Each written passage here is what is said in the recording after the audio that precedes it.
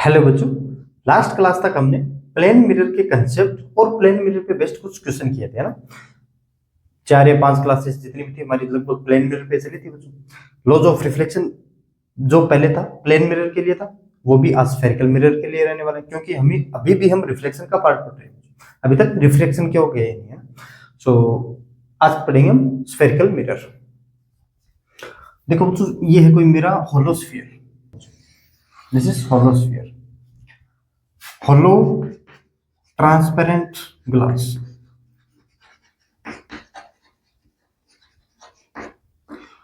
अंदर भी एयर है और बाहर भी एयर है, तभी तो होलो होगा ये इस सेंटर, ये है बच्चों सेंटर इस होलोस्फीयर का, और इसकी रेडियस है बच्चों आर। मैं एक छोटा सा पोर्शन कट करता हूँ बच्चों, ठीक है ना। एक छोटा सा पोर्शन कट करता हूँ, मैं इसको बाहर लेके आता हूँ। ये इतना पोर्शन हमने कट किया बच्चों, ठीक है। अभी तक हमारा ग्लास नहीं बना बच्चों, सॉरी मिरर नहीं बना। क्यों? ये अभी भी ट्रांसपेरेंट ग्लास है बच्चों, लेकिन मिरर नहीं है। मिरर को बनाने के लिए हम क्या करते थे बच्चों, एक साइड पॉलिश करते थे। लेकिन अब इसमें दो हमारे पास ऑप्शन है, इस साइड पॉलिश करें या फिर इस साइड पॉलिश करें। एक तो मतलब सेंटर की ओर या फिर अवे फ्रॉम द सेंटर, कौन सी साइड पॉलिश करें। मिरर तो तभी बनेगा एक साइड हम कम से कम पॉलिश करेंगे। इसमें दो ऑप्शन है, इधर पॉलिश करें या फिर इधर पॉलिश करें। दोनों साइड पॉलिश करेंगे बच्चों, ठीक है। मैं पहले अगर इधर पॉलिश करता हूं तो देखो, इसको बोलते हैं हम कॉनकेव मिरर। तो ये केव टाइप, गुफा टाइप है ना, कॉनकेव मिरर। कॉनकेव मिरर, ये तो हमारी रिफ्लेक्टिंग साइड और ये हमारी polished side. This is polished side और ये हमारी रिफ्लेक्टिंग साइड। और आगे जाकर हम इसका एक नाम और देंगे बच्चों। एक नाम क्या होगा? Converging mirror. अभी तो मैं ज्यादा कुछ नहीं बताऊंगा कन्वर्जिंग मिरर के, हम आगे देखेंगे कन्वर्जिंग मिरर क्या है। कि रिफ्लेक्टेड रे को बच्चों एक जगह कन्वर्ज कर देगा ये मिरर, है ना, उसको ताकि हम बोलते हैं, उसका दूसरा नाम दे देते हैं कन्वर्जिंग मिरर। कन्वर्जिंग मिरर, ठीक है बच्चों। लेकिन अभी मैं इतना बता रहा हूँ कि रिफ्लेक्टेड रे को एक जगह कन्वर्ज कर देगा बच्चों, है ना, तो कन्वर्जिंग मिरर। अब दूसरी साइड और पॉलिश करते हैं बच्चों। अब ऐसे बनाओ या फिर ऐसे बनाओ, किसी तरीके से बनाओ। और ये बच्चों इसका सेंटर, ठीक है, ये इसका सेंटर। मैं ऐसे ही बना देता हूँ, तो क्या अंदर इसके पॉलिश कर देता हूँ। ये इसका सेंटर। अगर मैं ऐसे बनाता तो कुछ ऐसे पॉलिश कर देता तो सेंटर कुछ इस तरह आ जाता, ठीक है। इतने समझदार हो यार कम से कम। ये होगी हमारी रिफ्लेक्टिंग साइड और ये होगी पॉलिश्ड साइड। पॉलिश्ड साइड, इसको बोलते हैं बच्चों कॉन्वेक्स मिरर। और एक नाम और दिया गया बच्चों इसमें, डाइवर्जिंग मिरर। कि ये रिफ्लेक्टेड लाइन को बच्चों, जो भी रिफ्लेक्टेड लाइन होगी उसको अगर इस मिरर पे इंसिडेंट करवाएंगे वो डाइवर्स कर देगा बच्चों ना, उसको बोलते हैं डाइवर्जिंग मिरर। Diverging mirror. अब कुछ डेफिनेशन देख लेते हैं। अब यार ये इतना बताया गया बच्चा, कुछ डेफिनेशन देख लेते हैं। तो मैं डेफिनेशन आपको बोल के बताऊंगा, लिखने में ज्यादा टाइम पास नहीं करेंगे अब इस पे, क्योंकि हमें क्वेश्चन करवाना है। बिना थ्योरी में क्वेश्चन करवाऊंगा, देखना। और फिर हम स्फेरिकल एब्रेशन पे चलेंगे। एब्रेशन का मतलब जो डिफेक्ट, कमी क्या थी इसकी, है ना। क्योंकि अगर टोटल इतना बड़ा मिरर लेंगे तो कुछ कमियां थी बच्चों, वो भी देख लेंगे ना। क्या कमियां थी अभी बताने की कोई जरूरत नहीं है, थोड़ा थोड़ा सिलेबस को आगे बढ़ाएंगे तब अपने आप पता चलता जाएगा, ठीक है। अब कुछ मैं डेफिनेशन बता देता हूँ बच्चों। देखो मैं पहले मिरर बना लेता हूँ। एक तो कॉनकेव मिरर बच्चों, केव टाइप, गुफा टाइप होगा। रिफ्लेक्टिंग साइड हमारी केव, गुफा टाइप होगी, ठीक है। इसको बोलते हैं कॉनकेव मिरर। आगे जाकर नाम भी देंगे हम क्या, कन्वर्जिंग मिरर। और एक है बच्चों हमारा कॉन्वेक्स मिरर।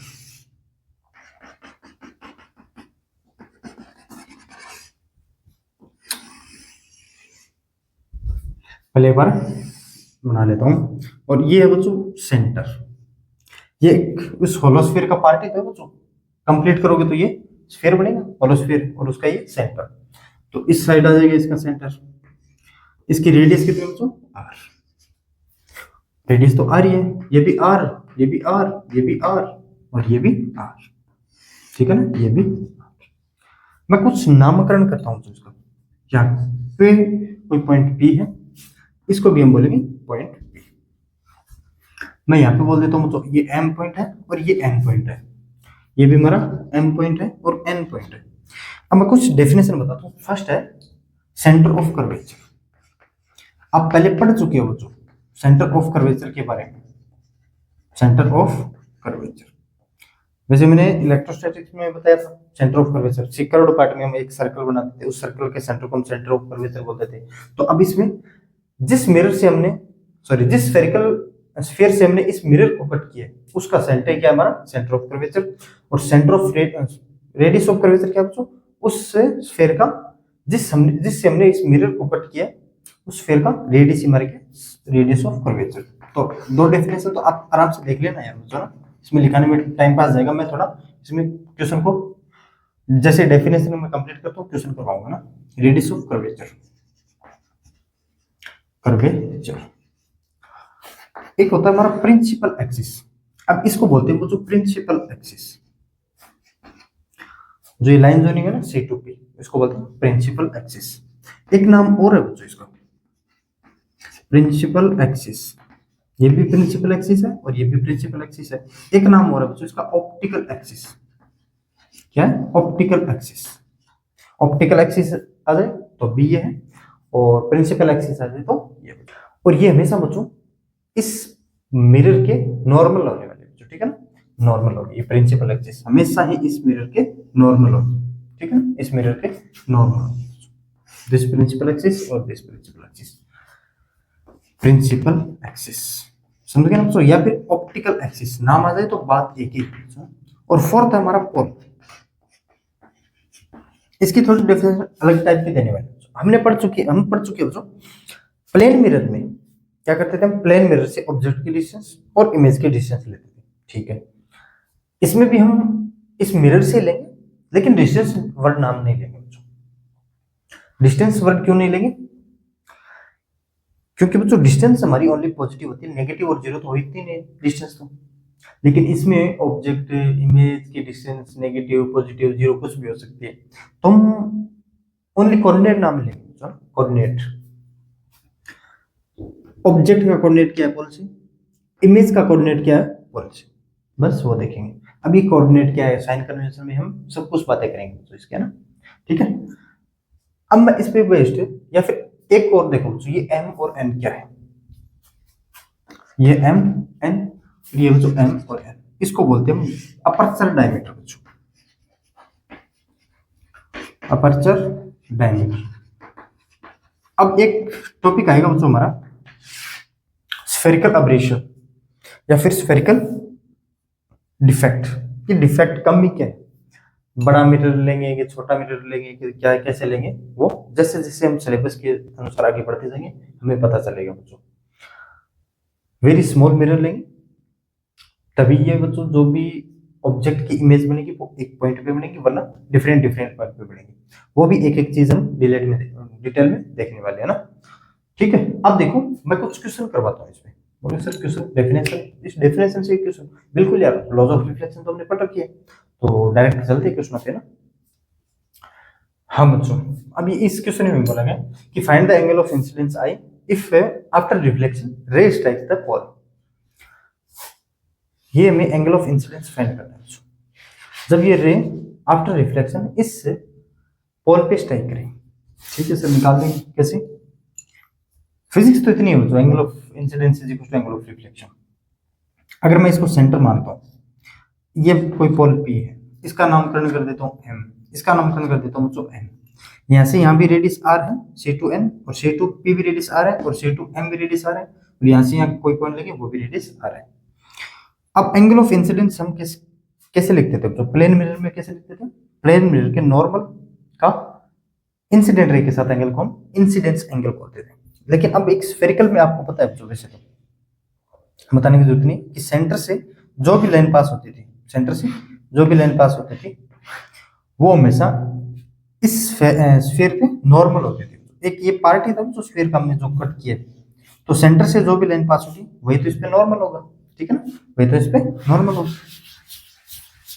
ठीक है sir, this is normal.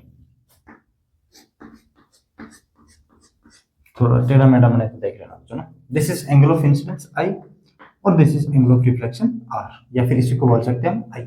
I is equal to r, बात तो एक ही आई आई। अगर ये रेडियस आर है तो ये भी रेडियस आर है। रेडियस के सामने वाला अगर एंगल आई है तो ये भी रेडियस है, इसके सामने वाला भी एंगल आई। ये लाइन पैरेलल है बच्चों, इसके साथ एंगल आई है तो ये भी एंगल आई, अल्टरनेट एंगल है। इस क्वेश्चन का तो आंसर आ गया बच्चों 60 डिग्री। कैसे? 3i is equal to 180 degree. तो triangle CPM, right angle triangle है, तो ट्रायंगल के तीनों एंगल का सम 180 डिग्री होता है, तो 180 degree. This is i is equal to कितना मेरा 60 डिग्री। ये तो हमारा क्वेश्चन हो गया। अब मैं एक क्वेश्चन और पूछता हूं आपसे। अगर ये रे यहाँ पे स्ट्राइक करेगी और उसके बाद पैरेलल हो जाएगी, वो प्रिंसिपल एक्सिस के, या फिर एंटी पैरेलल बोल सकते हो, इंसिडेंट रे के एंटी पैरेलल। तो मुझे एक तो एंगल ऑफ डेविएशन बताओ, टोटल कितना एंगल डेविएट हुई, और इंसिडेंट रे और रिफ्लेक्टेड रे के बीच में कितना डिस्टेंस है। हाँ, हो सकता है ये इसके एंटी पैरेलल है, लेकिन कुछ ना कुछ डिस्टेंस पे है ना, तो ये मुझे डिस्टेंस बताना है। ठीक है, ये एंगल ऑफ इंसिडेंस, तो ये भी एंगल ऑफ रिफ्लेक्शन। क्यों ये एंगल ऑफ रिफ्लेक्शन क्यों? ये जो मिरर पे है, प्रिंसिपल एक्सिस हमारी नॉर्मल स्ट्राइक करती है, प्रिंसिपल एक्सिस मिरर पे नॉर्मल स्ट्राइक करती है बच्चों। ठीक है ना, तो ये भी एंगल आई, तो ये भी एंगल आई। बोलोगे ठीक है सर। ये भी रेडियस है, रेडियस के सामने वाला एंगल आई है, तो इसके रेडियस के सामने वाला भी एंगल आई ही होगा बच्चों। ये भी एंगल आई है ना, बॉल हमारा सिमेट्रिक पॉइंट होता है बच्चों ना। एक एन पॉइंट ये लिया मैंने, एम अपर पॉइंट लिया, एन पॉइंट लोअर पॉइंट लिया, एन अपर पॉइंट से मिला तब एंगल इंसिडेंस आई, तो लोअर पॉइंट से मिला तो भी एंगल इंसिडेंस आई होगा बच्चों। इंसिडेंस नहीं बोल सकते, इसको एंगल बोल सकते हैं। ठीक है, अब मुझे बताओ टोटल डेविएशन। ये रे बच्चों सबसे पहले जाना चाह रही थी कुछ ऐसे, लेकिन चली गई कुछ ऐसे। जाना चाह रही थी कुछ ऐसे, चली गई ऐसे। कि रे में कितना डेविएट हुआ, इंसिडेंट रे कितना डेविएट हुई इस मिरर के कारण, उसी को बोलते हैं डेविएशन। तो this is deviation delta 1 clockwise. Delta 1 कितना होगा? अगर ये एंगल मुझे पता है तो 180 में से अगर मैं ये एंगल निकाल दूंगा तो बचेगा तो मेरा ये ना। अब ये एंगल मुझे यार बिल्कुल पता है, ये भी 60 डिग्री, ये भी 60 डिग्री, 120 डिग्री, और ये टोटल इस लाइन के साथ एंगल कितना, एक स्ट्रेट लाइन के साथ 180 डिग्री। यार एंगल ऑफ डेविएशन ये भी बताऊं क्या बार बार? तो ये आ गया मेरा 60 डिग्री बच्चों। डायरेक्शन बच्चों इंपॉर्टेंट है क्लॉकवाइज, सबसे इंपॉर्टेंट क्या है इसकी डायरेक्शन। और आफ्टर रिफ्लेक्शन इस पॉल पे स्ट्राइक करती है, तो ये रे जाना चाह रही थी बच्चों कुछ ऐसे, जाना चाह रही थी कुछ ऐसे, लेकिन गई नहीं, कुछ ऐसे चली गई बच्चों ये रे। तो ये एंगल ऑफ डेविएशन कितना होगा? डेल्टा 2। ये भी कैसा बच्चों? क्लॉकवाइज। डेल्टा 2 होगा कितना? ये एंगल मुझे पता है, देखो यार यहाँ से इस एंगल, ये एंगल और ये एंगल बच्चों 180 डिग्री का है। यहाँ से यहाँ से यहाँ मुझे पता है 120 डिग्री, तो बचा कितना मेरा 60 डिग्री। दिस इज 120 डिग्री कैसे पता चला? ये भी आई 60 और ये भी आई 60, तो delta 2 is equal to 60 degree clockwise. बिल्कुल राइट बात सर। और अब आगे ये रेस जाना चाह रही थी मुझे कुछ ऐसे, ये भी आई है तो ये भी आई है, अल्टरनेट एंगल, इससे तो पता चला जाएगा अल्टरनेट एंगल।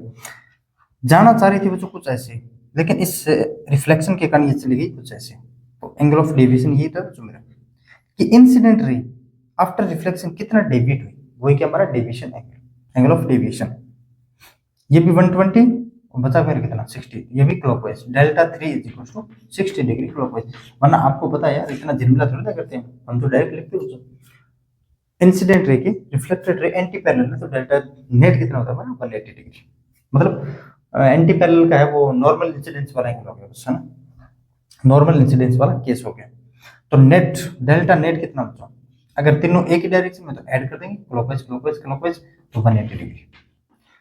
ये तो था प्रॉपर मेथड, इसको कैसे लिखेंगे, वरना आप एंटी पैरेलल को 180 डिग्री वैसे भी लिखते हो। चलो, तो ठीक है, ये तो आपके समझ में आ गया, ये 60 डिग्री है और ये भी 60 डिग्री है।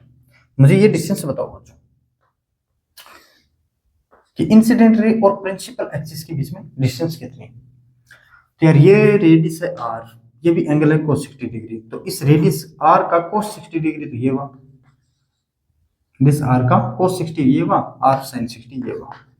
बिल्कुल राइट बात सर, r sin 60 डिग्री। वरना ये भी लिख सकते थे ये एंगल 30 डिग्री, क्यों, मैंने इस प्रिंसिपल एक्सिस में ये नॉर्मल डाला है और ये भी एक्सिस में और ये वाई एक्सिस में, तो इन टोटल एंगल 90 डिग्री, ये एंगल 30 तो ये एंगल 30, तो सॉरी ये 60 है तो ये 30, r का cos 30 भी लिख सकते हैं उसको ना, r का cos 30 भी।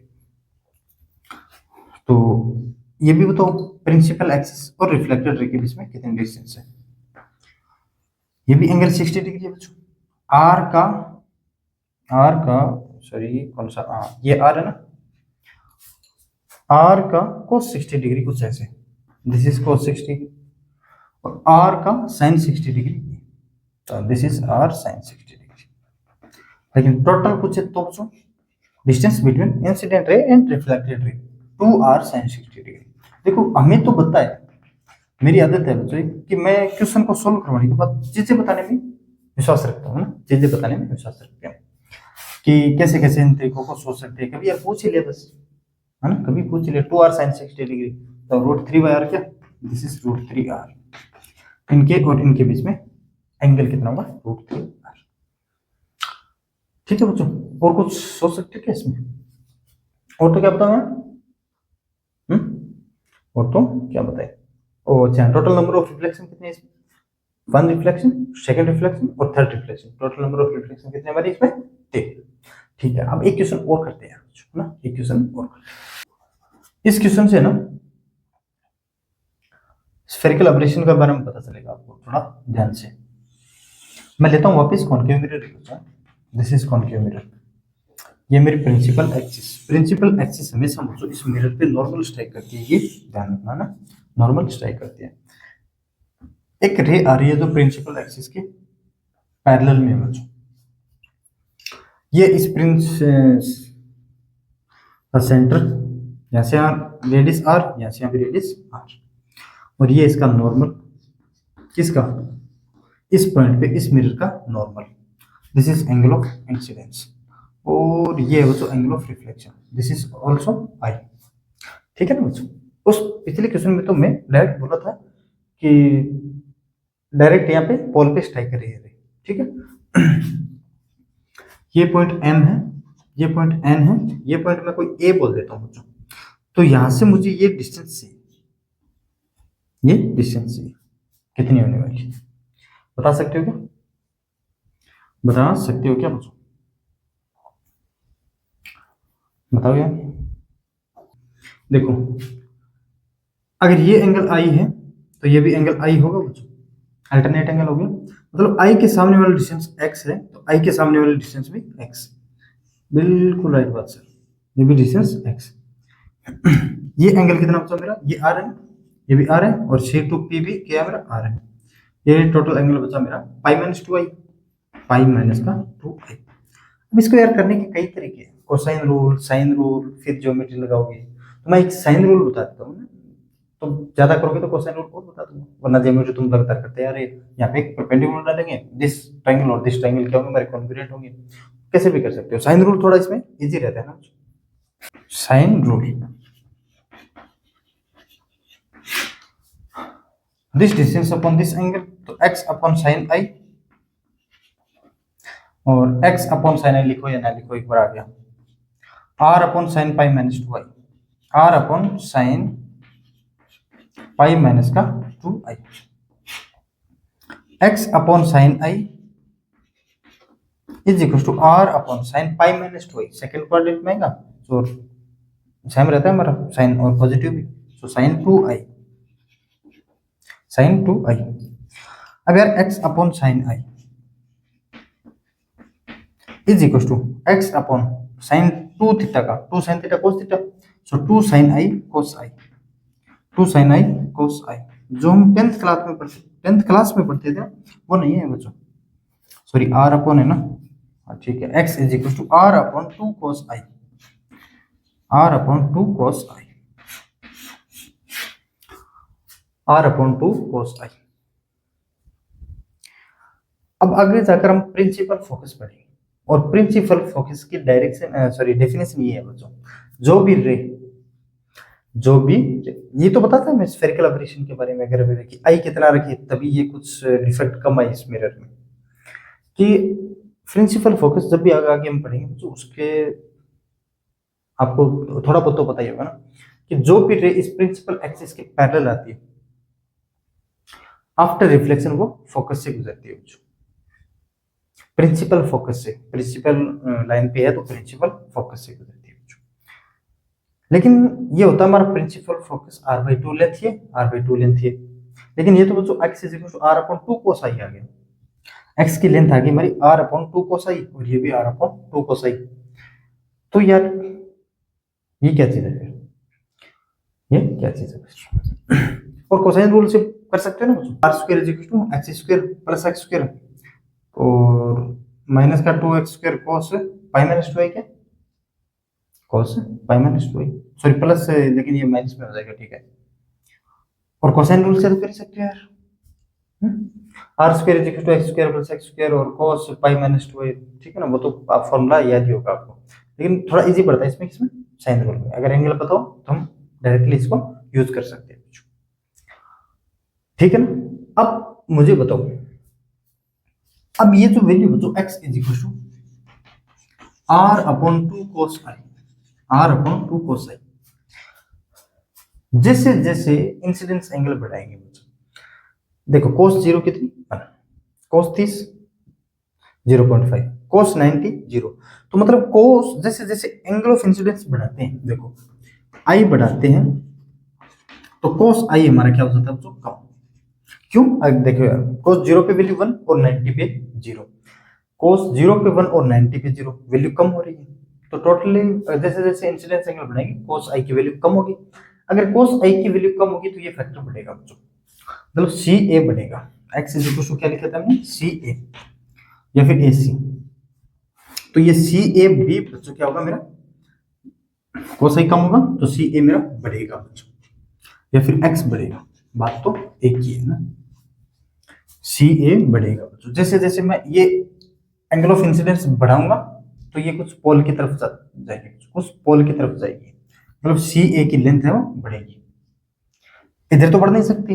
ये reflected ray, angle of incidence बढ़ाऊंगा तो रिफ्लेक्टेड रे में चेंज होगा, इस पे सेंटर में कोई चेंज होगा, जो भी स्फीयर होगा उसके, स्फेरिकल मिरर है उसके सेंटर में कोई चेंज होगा नहीं होगा, तो इंसिडेंस एंगल बढ़ाऊंगा तो हो सकता है मेरी ये रिफ्लेक्टेड रे कुछ इस साइड आ जाए बच्चों ना। और अगर मैं, चलो अब मैं बताता हूँ, पहले ये चीजें आप समझ गए मेरे हिसाब से ना, अब मैं बताता हूँ स्फेरिकल एब्रेशन मतलब डिफेक्ट क्या है, इसमें कमी क्या है। देखो बच्चों, देखो बच्चों, स्फेरिकल एब्रेशन या फिर इसी को बोलते हैं डिफेक्ट, इस स्फेरिकल मिरर में कमी क्या है ना, वो देखते हैं। मैं एक लेता हूँ बच्चों, कॉनकेव मिरर है ना, ये कॉनकेव मिरर, थोड़ा बड़ा बड़ा बनाता हूँ ताकि अच्छे से समझ में आए। This is concave mirror, concave mirror की पहचाने का ट्रिक बताई थी मैंने, जो केव टाइप रिफ्लेक्टिंग साइड होगी वही क्या है हमारे कॉनकेव मिरर, और ये है इसका प्रिंसिपल एक्सिस, और प्रिंसिपल एक्सिस हमेशा बच्चों इस मिरर को नॉर्मल स्ट्राइक करेगी है ना, और ये इसका सेंटर। मैं एक रे को ऐसे लेके आता हूँ, मैं बच्चों बीम लेके आता हूँ, लेकिन एक दो के लिए बता देता हूँ, और एक बच्चों कुछ ऐसे, मैं पहले यहाँ पे नॉर्मल बनाता हूँ बच्चों इसका, और आपको पता है यहाँ से यहाँ नॉर्मल कितना कैसा होगा मेरा, जैसे ये, और इसके लिए नॉर्मल कैसा होगा मेरा, ये एंगल ऑफ इंसिडेंस आई, और ये भी एंगल ऑफ इंसिडेंस है बच्चों, क्योंकि ये इंसिडेंट रे और नॉर्मल के साथ एंगल ऑफ इंसिडेंस, लेकिन ये एंगल कुछ चेंजेस है ना, एंगल कुछ चेंज है बच्चों। आपने कुछ देखा होगा कि ये आई बड़ा है और ये आई स्मॉल है, आई स्मॉल है, अगर आई बड़ा होगा तो कोस आई स्मॉल होगा, आई बड़ा तो कोस आई स्मॉल, नहीं समझे,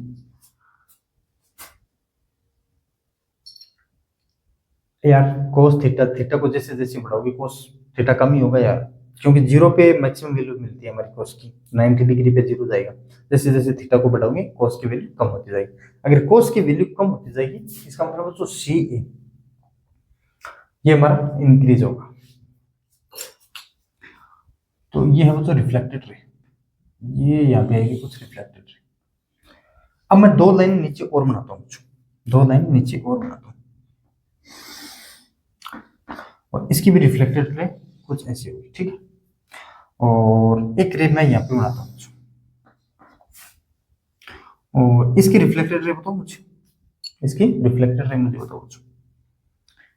तो इसको कुछ मैं एंगल ऑफ यहाँ पे, ठीक है सर, ये रहा angle of incidence is equal to angle of reflection, और इसके लिए भी angle of incidence is equal to angle of reflection. ये इस पॉइंट को मेट करेंगे।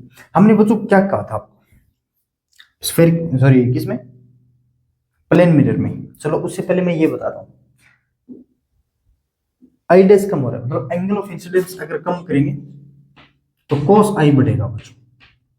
अगर cos आई बढ़ेगा तो सी ए ये टर्म कम होगी, या फिर x है वो कम होगी। देख लो, अगर एंगल मतलब कम होगा तो सी ए, ये को पॉइंट ए था हमारा, तो सी ए कम होगा, जैसे जैसे एंगल और बढ़ेंगे तो कम होगा, ठीक है।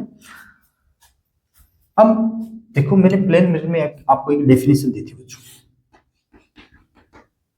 ये कोई मेरा ऑब्जेक्ट था, यहां से इंसिडेंट रे और यहां से इंसिडेंट रे, और एक ये था, ये इंसिडेंट रे और ये भी incident ray. Point of intersection of incident rays is called object, point of intersection of reflected rays is called image. This is reflected ray और ये इमेज, मतलब रिफ्लेक्टेड रे बच्चों एक पॉइंट पे मीट करेगी उसको बोलते हैं इमेज, अलग अलग पॉइंट पे मीट करेगी तो हम इमेज कैसे बोलेंगे। अब इसमें बच्चों ये रिफ्लेक्टेड रे जहाँ पे मीट करेगी, रिफ्लेक्टेड रे जहाँ पे मीट करेगी, हाँ हो सकता है वो एक अलग बात है रियल है कि वर्चुअल है ना। कम से कम हमने ये डेफिनेशन देखा था उसको प्लेन मिरर में कि रिफ्लेक्टेड रे जहाँ पे मीट करे उसको बोलते हैं हम इमेज।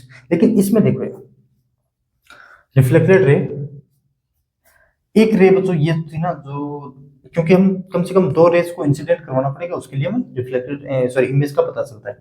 एक रे ये है और एक रे ये है, रे ये यहाँ पे मीट कर रही है, और एक रे ये है और एक रे ये है, इसकी रिफ्लेक्टेड रे बच्चों यहाँ पे मीट कर रही है, मतलब हाँ यहाँ पे मीट कर रही है, अलग अलग जगह मीट कर रही है। मेरे कहने का मतलब समझे क्या कुछ, मतलब इमेज डिफाइन कैसे करेंगे। इमेज तो यार वैसे डिफाइन करते हैं point of intersection of reflected raise, लेकिन इसमें इंटरसेक्शन पॉइंट कुछ अलग अलग है, तो इमेज का पता ही नहीं कर सकते बच्चों। पता करने के लिए कोस अगर मैं वेरी स्मॉल लेता हूँ, देखो उसको थोड़ा रफ कर देता हूँ,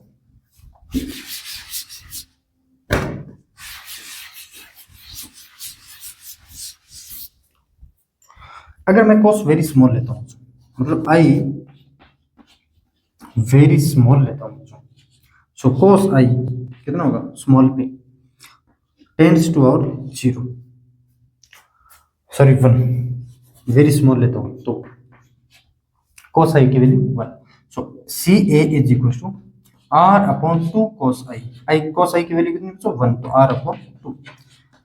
अगर मैं ये वैल्यू लेता हूँ तो स्मॉल, मैं एक दूसरा डायग्राम और बनाता हूँ ना, थोड़ा दूसरा डायग्राम बनाता हूँ।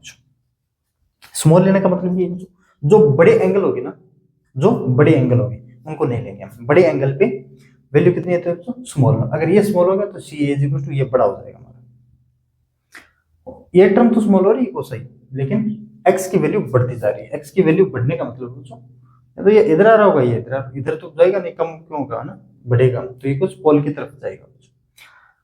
तो मुझे बताओ क्या करें, क्या करें। दो जो बच्चों बड़े वाले एंगल्स है, जो बड़े वाले एंगल्स है उस मिरर को हम लेंगे, एक स्मॉल अपर्चर का मिरर लेंगे बच्चों। अब ये जो अपर्चर है वो मेरा क्या होना चाहिए वेरी स्मॉल, इस अपर्चर का मतलब ये था बच्चों। अब देखो कैसे कैसे करते हैं ना, मैं आगे और बता देता हूँ थोड़ा एंगल कैसे लेते हैं। मैंने उसको रफ क्यों नहीं किया, क्योंकि मुझे रिजल्ट काम में लेना बच्चों ना। और ये मेरी प्रिंसिपल, ये बच्चों पोल, और ये मेरा सेंटर ऑफ कर्वेचर। एक मैं लेता हूँ बच्चों ये वेरी स्मॉल है, और ये यहाँ से मतलब पास होती है r/2 से। C to P distance r है तो इसके मिड पॉइंट से पास होती है, मतलब ये है, ये कहीं है r/2 है, मतलब है ना, ये कहीं r/2 है, और ये भी कितना r/2 है। टोटल लेंथ कितनी बच्चों r। दिस इज, ये इसका नॉर्मल देखो, ये वेरी स्मॉल है बच्चों एंगल ऑफ इंसिडेंस। अगर मैं एक रे बच्चों यहाँ पे लेता हूँ, एक रे यहाँ पे लेता हूँ, सो ये भी बच्चों इसी पॉइंट से पास होगी, ठीक है ना, इसी पॉइंट से, क्योंकि क्या देखो, हमने वेरी स्मॉल एंगल लिया, उसकी वैल्यू हमने 1 के लगभग ही मान लिया। अगर और स्मॉल लेंगे तो वैसे भी वो 1 की तरफ ही जा रही है ना। अगर कोस 0 डिग्री ले लेंगे तो वो वैसे भी तो कोस 1 की तरफ ही जा रही है। हमने मतलब मान लिया कि लगभग बच्चों 4 या 5 डिग्री के आसपास है ना, 4 या 5 डिग्री में मान ले तो एंगल ऑफ इंसिडेंस 5 डिग्री है या फिर 4 डिग्री है, उसके पास हमने वैल्यू को ले लिया, उसको कोस 4 या 5 डिग्री की वैल्यू 1। अगर 4 या 5 डिग्री से और नीचे लेंगे तब तो 1 ही आएगी वैसे भी, क्योंकि यार वो तो स्मॉल एंगल cos 0 पे वैल्यू 1 होती है ना, तो 4 या 5 डिग्री पे अगर हमने 1 लिया तो जैसे जैसे और नीचे आएंगे उससे तो वैल्यू तो 1 ही आएगी ना यार। तो सी A is equal to r/2 ही आने वाला है मेरा, सी A is equal to r/2 ही आने वाला है। इसका एक नाम दे दिया तो पैरेक्सियल एक्सिस। पैरेक्सियल एक्सिस का जब भी वर्ड आप सुनो, इसका मतलब बच्चों ये रेस प्रिंसिपल एक्सिस के बहुत नजदीक है। This is paraxial axis. जो आई स्मॉल होगा कोस बड़ा तो सी ए small, i small so paraxial axis, ठीक है ना, पैरेक्सियल एक्सिस, ठीक है ना बच्चों, किसको, जिसमें angle of incidence very small हो और प्रिंसिपल एक्सिस की जो लाइन पैरेलल हो उसको बोलते हैं पैरेक्सियल एक्सिस। पैरेक्सियल रेज क्या, एक्सिस क्या है, पैरेक्सियल रेज रे है ना, ये जो प्रिंसिपल एक्सिस के पैरेलल है। जो जैसे जैसे और नजदीक आओगे ना, जैसे जैसे और नजदीक आओगे तो कोस की तो वेरी वेरी स्मॉल होती जाएगी यार, एंगल ऑफ इंसिडेंस और स्मॉल होता जाएगा, तो जैसे 0 को करीब जाएगा तो वैल्यू तो 1 होती जाएगी ना। तो मेरे हिसाब से अब देखो एक तरीका और होता है तो इसको डिफेक्ट करने का, वो ब्लैक कार्बन पता नहीं क्या क्या यूज में लेते हैं इसको ना, कुछ ब्लैक चीजें काम में ले लेते हैं ताकि ये लाइट को ऑब्जर्व कर पाए, तो रिफ्लेक्ट कर ही ना दे, ठीक है ना। नाम याद नहीं रहा मेरे यार, वो ब्लैक कार्बन कुछ ऐसे पता नहीं क्या नाम था उसका, है ना, जो भी हो, ठीक है, याद नहीं रहा यार, ठीक है बच्चों। तो हमेशा ये अपर्चर डायमीटर है वो बहुत वेरी स्मॉल, लेकिन अब जो भी आगे हम क्वेश्चन करेंगे मैं बार बार नहीं बताऊंगा, ये स्मॉल लेने वाले हैं, ये अपने आप ही स्मॉल होगा, डायग्राम बड़ा जरूर बनाएंगे लेकिन होगा ये स्मॉल। आपको ये बात तो पता चल गई बच्चों, जो भी इस प्रिंसिपल एक्सिस के पैरेलल लाइंस आएगी वो हमेशा फोकस से पास होगी, इसका नाम दे दिया बच्चों मैंने फोकस। और प्रिंसिपल लाइन पे तो इसको नाम दे दिया हमने प्रिंसिपल फोकस। इसको क्या डिफाइन करेंगे हम, प्रिंसिपल फोकस। और ये मान लेता हूँ डिस्टेंस मैंने ए पॉइंट दिया था, क्या नाम है, सी A is equal to r/2 है और ए पी भी r/2 है, और इन दोनों को हम नाम दे देंगे तो एक फोकल लेंथ, फोकल लेंथ। मेरे बच्चे हम समझ गए होंगे मैं क्या कहना चाह रहा हूँ ना, तो डिफेक्ट के बारे में मेरे हिसाब से अच्छे तरीके से समझ में आ गया होगा। और ये क्या है हमारा, अब देखते हैं प्रिंसिपल फोकस वगैरह वगैरह क्या है, ठीक है बच्चों। अब देखो बच्चों प्रिंसिपल फोकस क्या है, प्रिंसिपल फोकस अभी अभी हमने एक नाम डिफाइन किया था, तो paraxial axis, sorry paraxial rays, यार एक्सिस नाम आ रहा है थोड़ा देख लो, क्योंकि पैरेलल एक्सिस की तरफ नाम आ रहा है। ये कोई हमारा कॉनकेव मिरर है बच्चों, ये हमारा कोई कॉनकेव मिरर है। अब बताऊंगा मैं इसमें डाइवर्स क्यों होगा और कन्वर्स क्यों होगा ना, मतलब डाइवर्जिंग मिरर और कन्वर्जिंग मिरर किसको बोलते हैं। ये कोई पोल और ये इसका बच्चों सेंटर, ये बच्चों जो रेज मैं बहुत दूर दिखा रहा हूं, लेकिन ये बच्चों पैरेक्सियल रेज, पैरेक्सियल रेज का क्या मतलब, इस प्रिंसिपल एक्सिस के बहुत नजदीक है और इस प्रिंसिपल एक्सिस के पैरेलल है, तब इसका नाम दिया बच्चों पैरेक्सियल रेज। ये हमेशा ही उस फोकस से पास होगा बच्चों। जो प्रिंसिपल लाइंस पे एक जो पॉइंट लाई करेगा उसको बोल देंगे हम फोकस, है ना। जो भी पॉइंट लाई करेगा और जहां पे ये रिफ्लेक्टेड रे उस पॉइंट से गुजरेगी उसी को बोलते हैं हम फोकस। और प्रिंसिपल लाइन पे वो पॉइंट उसको बोलते हैं प्रिंसिपल फोकस। तो यहां से नॉर्मल देखो, दिस इज ये ये दिस इज एंगल आई और दिस इज एंगल आई। ये जो रिफ्लेक्टेड रेज इस प्रिंसिपल, एक बार रिपीट कर देता हूँ, इस प्रिंसिपल एक्सिस पे पॉइंट से पास हो रही है ना? इस पॉइंट का नाम दे दिया बच्चों फोकस। और प्रिंसिपल एक्सिस के लाइन पे ही है बच्चों ये पॉइंट, तो इसको नाम दे दिया मैंने principal focus. This is principal focus, principal focus, ठीक है ना बच्चों, प्रिंसिपल फोकस। और एक लाइन और बच्चों, बिल्कुल यार आपके लिए सब कराएंगे। और ये है बच्चों इसका नॉर्मल, ठीक है सर, और ये भी इसी पॉइंट से गुजरेंगे बच्चों, ठीक है ना, ये भी इसी पॉइंट से गुजरेगी। अगर मैं एक लाइन यहाँ पे लेता हूँ बच्चों, अब तो देखो ग्राफ का खतरा हो रहा है लेकिन मैं समझा रहा हूँ आपको। एक लाइन यहाँ पे गुजरेगी बच्चों, अगर मैं एक लाइन यहाँ से लेता हूँ तो ये भी लाइन यहाँ से गुजरेगी बच्चों। अब आपको मैंने शुरुआत में बोला था ये कॉनकेव मिरर है, कॉनकेव मिरर, क्योंकि रिफ्लेक्टेड साइड से बच्चों को केव मतलब गुफा की तरफ। अब आपने इस बात को नोटिस किया होगा बच्चों, जो भी पैरेलल लाइंस आ रही है बच्चों, जो भी इस मिरर पे पैरेलल लाइंस आ रही है वो after reflection all rays are converse at a point. आपने इस बात में एक नोटिस और किया होगा बच्चों इस कॉनकेव मिरर में, कि जो भी रेज बच्चों पैरेलल आ रही है, जो भी रेज पैरेलल आ रही है आफ्टर रिफ्लेक्शन सभी की सभी रेज बच्चों कन्वर्स हो रही है, तो इसको बोलते हैं कन्वर्जिंग मिरर। मतलब रिफ्लेक्शन के बाद रेज हमारी कन्वर्स हो रही है, converging rays, sorry converging mirror, ठीक है ना। कॉनकेव मिरर को हम क्या बोलते हैं, कन्वर्जिंग मिरर। और इमेज की हमने डेफिनेशन भी दी थी यार बच्चों, इमेज की हमने डेफिनेशन दी थी, point of intersection of reflected raise, reflected raise ये, रिफ्लेक्टेड रेज ये, रिफ्लेक्टेड रेज ये, और ये reflected raise, point of intersection of reflected raise is called image. Actual में ये रिफ्लेक्टेड रेज मीट कर रही है, इसको बोलते हैं रियल इमेज, रियल इमेज बच्चों। लेकिन इसमें बच्चों आपको पता है यार, अगर ये इस साइड होता तो वर्चुअल इमेज होती, हम अपनी आंखों से ही देख पाते, इसको आंखों से नहीं पर्दे पर्दे से देखना पड़ता है यार। जिस साइड मिरर है उसी की साइड अगर इमेज बन रही है यहाँ पे, मतलब पर्दा तो लगाना ही पड़ेगा। हाँ इमेज हमारी इस रिफ्लेक्टिंग साइड की उधर बनती है तो हम आंखों से देख पाते हैं ना, वरना इसमें यहाँ पे कुछ स्क्रीन वगैरह वगैरह यूज करते हैं ना, कास्ट स्क्रीन वगैरह वगैरह, इसका नाम दे दे तो इसका मतलब जो रियल इमेज है, ठीक है। अब देखो एक मिरर और था हमारा यार, इसी काम थोड़ी ना चलेगा, मैं कुछ इसका ऐसे करता हूँ ताकि हाँ इसका सेंटर कुछ उधर चला जाए। अब मैं बच्चों ये गुफा को पॉलिश करता हूँ, अगर गुफा को पॉलिश कर दिया बाहर वाली बच गई तो मतलब कॉन्वेक्स मिरर, कॉन्वेक्स मिरर। अब इसी कॉन्वेक्स मिरर को हम बोलते हैं बच्चों डाइवर्जिंग मिरर।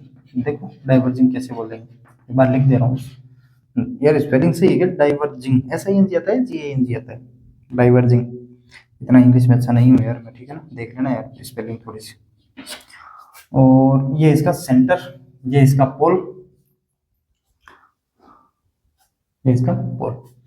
अब रेज बच्चों हमेशा ही रिफ्लेक्टिंग साइड ही होगी, इंसिडेंट तो हमेशा ही रिफ्लेक्टिंग साइड होगी, इंसिडेंट तो हमेशा ही रिफ्लेक्टिंग साइड ही इंसिडेंट होने वाली है। अब इसके नॉर्मल देखो बच्चों, सेंटर से मिलाने वाली लाइन को हम क्या बोलेंगे, इसका नॉर्मल।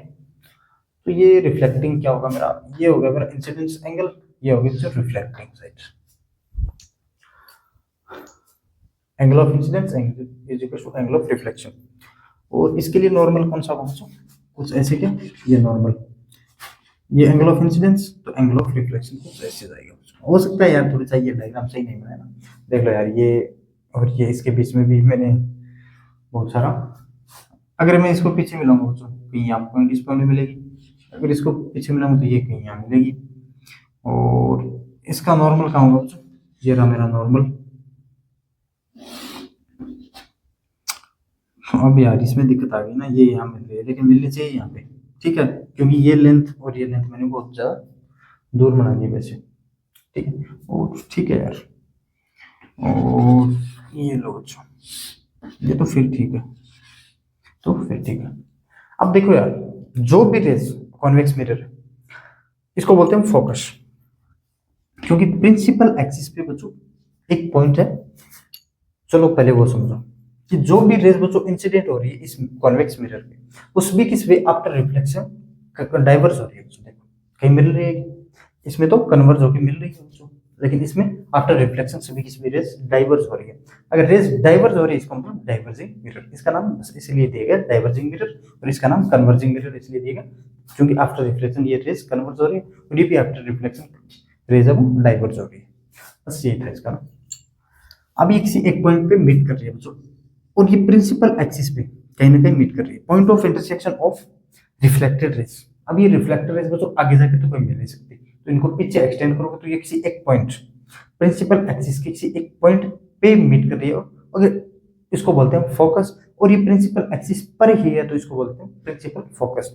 और इमेज कैसी होगी बच्चों इसकी, वर्चुअल, इसको बोलते हैं वर्चुअल फोकस, इसको बोलते हैं रियल फोकस। ये फोकस कौन सा हमारा, रियल, क्यों, रिफ्लेक्टेड रेज है वो जो एक्चुअली मीट करी, तो रियल फोकस और ये वर्चुअल फोकस। और तो क्या है यार, ये तो मेरे हिसाब से समझ गया क्यों मैंने प्लेन मिरर इतना अच्छे तरीके से करवा रखा है कि अब इसमें नॉर्मल में अगर वगैरह लेने में दिक्कत नहीं आती यार, है ना। नॉर्मल ये तो पता है आपको, स्फेरिकल सरफेस में नॉर्मल कैसे होता है, हमारा जो भी लेंस सेंटर से पास होगी उस सरफेस पे वो नॉर्मल ही होगी। मतलब ये सेंटर है, ये सेंटर है मेरा, तो इस सेंटर से ये लाइन पास हो रही है ना, इसका मतलब इस सरफेस पे परपेंडिकुलर है, ये नॉर्मल है। ये लाइन इस सेंटर से पास हो रही है ना, इसका मतलब इस सरफेस पे ये परपेंडिकुलर है। अगर ये लाइंस बच्चों इस सेंटर से पास हो रही है, इसका मतलब इस सरफेस पे ये परपेंडिकुलर है। अगर ये लाइंस बच्चों यहाँ सेंटर से पास हो रही है ना, इसका मतलब ये यहाँ पे नॉर्मल है। बस यही है। अगर ये लाइन बच्चों यहाँ से इस सेंटर से पास हो रही है ना, इसका मतलब ये इस लाइन पे ये नॉर्मल, इस सरफेस पे ये नॉर्मल है बच्चों। ठीक, अब मेरे ख्याल से अच्छे तरीके से समझ में आ गया। अब डेफिनेशन तो क्या लिखा है, एक रेस कन्वर्ज होगी जो मतलब प्रिंसिपल लाइन ये लाई करेगा बच्चों इस प्रिंसिपल एक्सिस पे, है ना, और ये डिस्टेंस r/2, और ये भी डिस्टेंस कितनी बच्चों, r/2। पोल और सेंटर के बीच में टोटल डिस्टेंस r, सेंटर और फोकस के बीच में r/2, फोकस और पोल के बीच में भी r/2। इसको भी हम फोकल लेंथ बोल देते हैं और इसको भी हम फोकल लेंथ बोल देते हैं, वही कहानी बस, इसमें ये भी r/2 और ये भी r/2 लिखूंगा। चलो जिद्दी हो फिर यार तुम तो ना, r/2, this is also r/2। अब वैसे तो बच्चों इस मिरर का, स्फेरिकल मिरर का असली खेल बच्चों यहाँ से स्टार्ट हो जाता है, ऐसा मानते हैं ना, कि रे ट्रेसिंग को पहले तो रे को ट्रेस कर लेते हैं, वैसे पता होता है लगभग, तो उसके बाद sign convention, sign convention very very very most important है बच्चों स्फेरिकल मिरर का ना। तो रे ट्रेसिंग देखो बच्चों,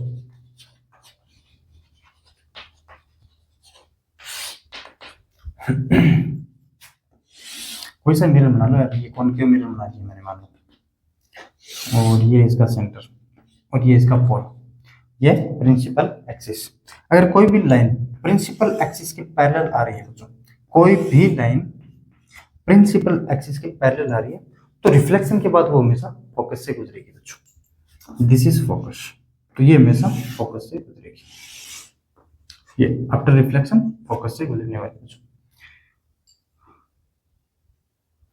लिखना चाहोगे क्या इसमें, लिखो, क्या लिखोगे यार इसमें, if ray parallel to the principal axis after reflection passes through the focus, बस यही है। लिखूं क्या, चलो फर्स्ट लिख दे रहा हूं मैं।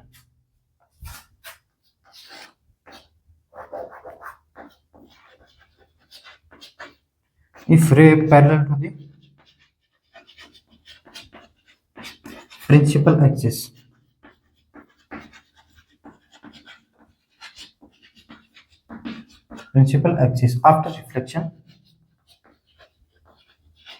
after reflection passes through the focus,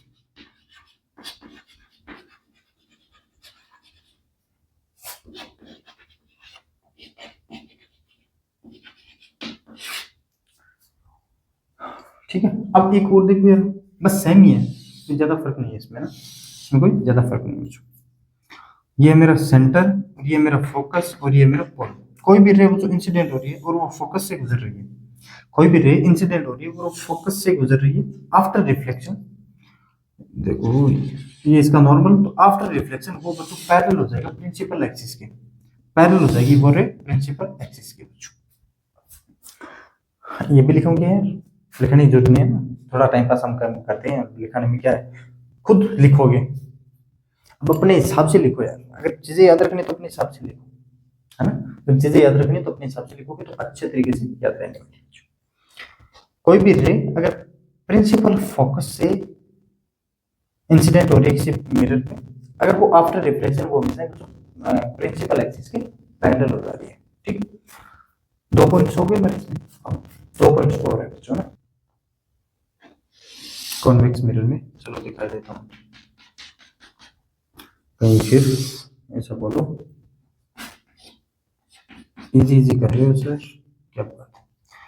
कोई भी रे वो बच्चों प्रिंसिपल एक्सिस के पैरेलल इंसिडेंट होगी, अगर कोई भी रे प्रिंसिपल एक्सिस के इंसिडेंट होगी पैरेलल में, ये ले भाई और ये ले भाई, after reflection ray passes through the focus.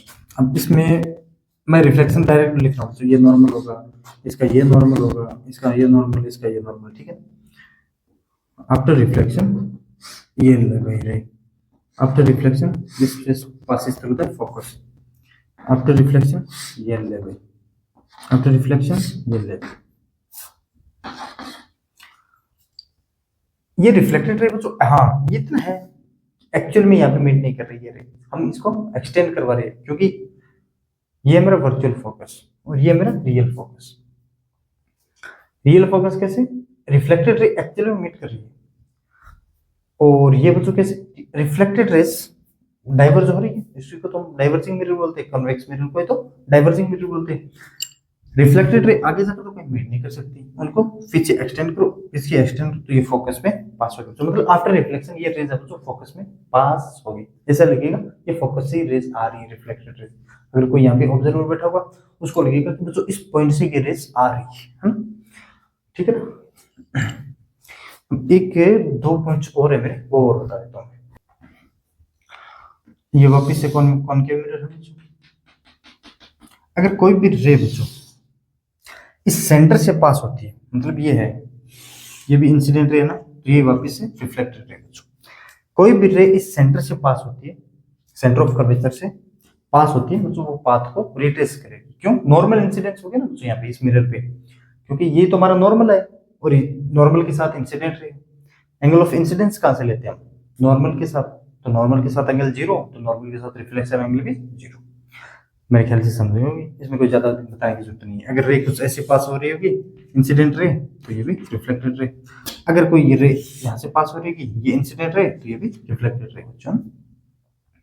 अगर वो कोई नॉर्मली क्या कोई भी बॉल पे स्ट्राइक करे तो रे, मतलब कुछ ऐसे, अगर इस बॉल पे स्ट्राइक करे, ये बच्चों नॉर्मल, सॉरी सेंटर, नॉर्मल तो यही होगा, नॉर्मल तो यही होगा, angle of incidence, angle of incidence is equal to angle of reflection. जिस एंगल से इस बॉल पे स्ट्राइक करी इंसिडेंट रे, उसी एंगल से वो बॉल से रिफ्लेक्टेड होगी, दिस इज आल्सो एंगल आई।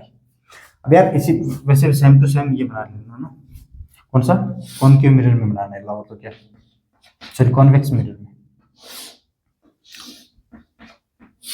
क्योंकि ये तो नॉर्मल है बच्चों, angle of incidence is equal to angle of reflection. यार ये तो समझते हो ना बच्चों की तरह थोड़ी ना कि ये नॉर्मल कैसे आया था। वैसे ये प्रिंसिपल एक्सिस है बच्चों, और प्रिंसिपल एक्सिस हमेशा इस पे परपेंडिकुलर स्ट्राइक करेगी, किस पे, मिरर सरफेस पे, और ये नॉर्मल इस मिरर पे हमेशा तो परपेंडिकुलर होता है जब कोई भी लाइन सेंटर से पास होती है। अगर ये लाइन सेंटर से पास हो रही है तो ये नॉर्मल है इस पॉइंट पे, angle of incidence is equal to angle of reflection. Ball पे जिस एंगल से इंसिडेंट होगी कोई रे, उसी एंगल से रिफ्लेक्टेड हो जाएगी। ठीक है, अब ये 4 पॉइंट्स आपको याद रखना है, और साइन कन्वेंशन। अब हम नेक्स्ट क्लास में हम साइन कन्वेंशन, मिरर फॉर्मूला और मिरर फॉर्मूला बेस्ड कुछ क्वेश्चन, ठीक है बच्चों।